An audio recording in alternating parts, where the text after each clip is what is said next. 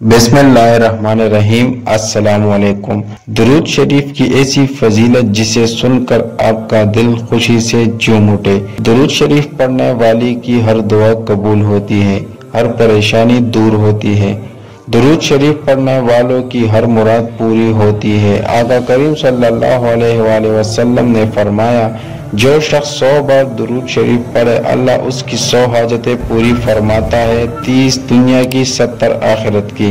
आका करीम सल्लल्लाहु अलैहि वसल्लम ने फरमाया, जो शख्स रोजाना 1000 बार दुरूद शरीफ पढ़े तब तक नहीं मरेगा जब तक अपना मकान जन्नत में न देख ले।